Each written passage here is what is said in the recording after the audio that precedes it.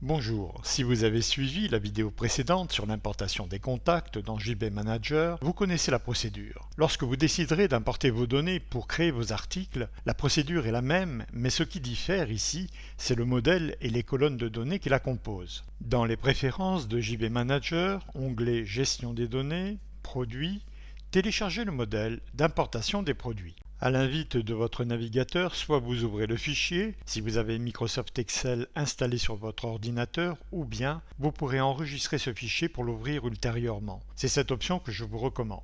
Le fichier que vous avez téléchargé est au format général CSV. Vous pouvez l'ouvrir avec n'importe quel logiciel tableur, payant ou gratuit. La fiche article de JB Manager répond à certains critères bien précis que vous devez connaître avant de remplir le modèle avec vos propres données. C'est ce que je vous propose de suivre maintenant. Vous constaterez qu'il y a de nombreuses données dans ce tableau. Vous n'êtes pas tenu de tout renseigner, car certaines données peuvent ne pas concerner vos produits, vos articles. Sachez que ce sont les premières colonnes du modèle qui recevront les données incontournables qui définiront vos produits, quelle que soit leur nature. La première colonne concerne la référence, ce qui va rendre votre produit, votre article, unique. Elle est obligatoire. La désignation est incontournable. Cela peut décrire une marchandise ou définir une prestation de service. La description est facultative. Elle est là pour mémoire, car elle n'apparaîtra pas sur les documents des ventes. Le prix de vente hors taxe n'est pas obligatoire. Il est fortement recommandé si vous avez un prix de revient associé. Le taux de TVA doit être saisi dans tous les cas, sauf si vous n'êtes pas assujetti à cette TVA. L'unité de vente par défaut est la pièce, ce qui correspond dans le cas général à une unité. Elle est identique pour la vente ou pour les achats. Bien, mais alors que faire si vous avez des produits que vous vendez avec des unités spécifiques comme le kilo, le gramme, le milligramme, l'heure, la minute, la seconde, le mètre cube, le décilitre, le centimètre cube, etc. Eh bien, dans ce cas, vous devez créer vos propres unités de vente. Je vais faire une parenthèse dans la démonstration pour vous montrer l'endroit où vous allez pouvoir créer vos propres unités. Cela se passe dans l'onglet Produits, onglet Paramètres, Unités, cliquez sur Liste des unités. Par défaut, JB Manager vous propose une liste préétablie d'unités variées pour les poids, surface, volume. Si vous ne trouvez pas ce que vous voulez, alors créez votre propre unité en cliquant sur le bouton Nouveau, Nouvelle unité. Pour la démonstration, je vais créer une unité qui n'existe pas, le litre. Le symbole sera L. Je clique sur Ajouter et je confirme.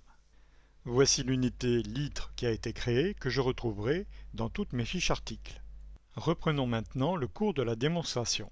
C'est dans cette colonne que vous saisirez la quantité disponible pour cet article. Cette colonne représente le dépôt principal. Si vous possédez plus d'un dépôt physique pour stocker vos marchandises, alors vous devrez au préalable créer ces dépôts. Reportez-vous à l'aide en ligne pour savoir comment créer un nouveau dépôt.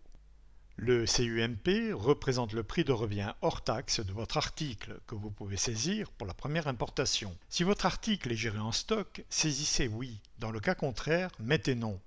La rubrique type est une donnée importante. Vous devez sélectionner dans la liste proposée le type exact qui correspond à votre article, car cela va déterminer le compte comptable correspondant pour la comptabilité liée et automatique qui se trouve dans JB Manager.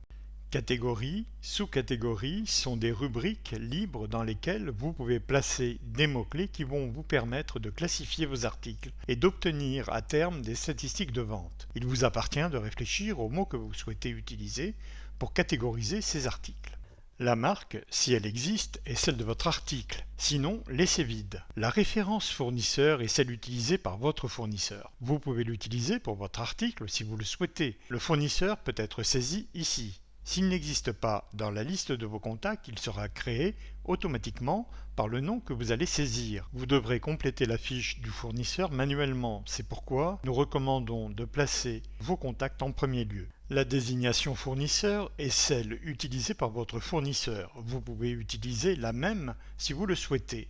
Le prix de revient fournisseur est votre prix de revient hors taxe de l'article au temps T où vous entrez cette donnée. Elle peut être ou non identique au CUMP au moment de la saisie du formulaire.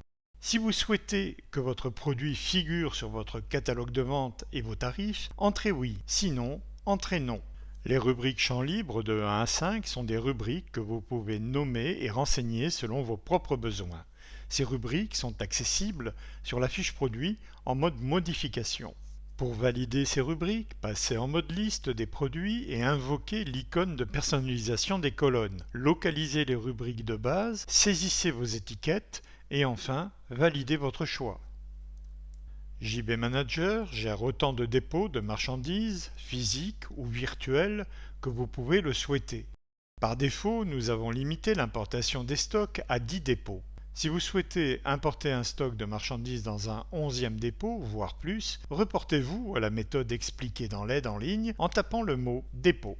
Toutes les rubriques suivantes du tableau sont facultatives. Elles concernent principalement les promotions sur les articles ainsi que la gestion des unités et conversions. Ce dernier est un module dont l'usage est spécifique à certains métiers et qui doit être activé volontairement. Une vidéo spécifique sur les conversions d'unités vous sera proposée.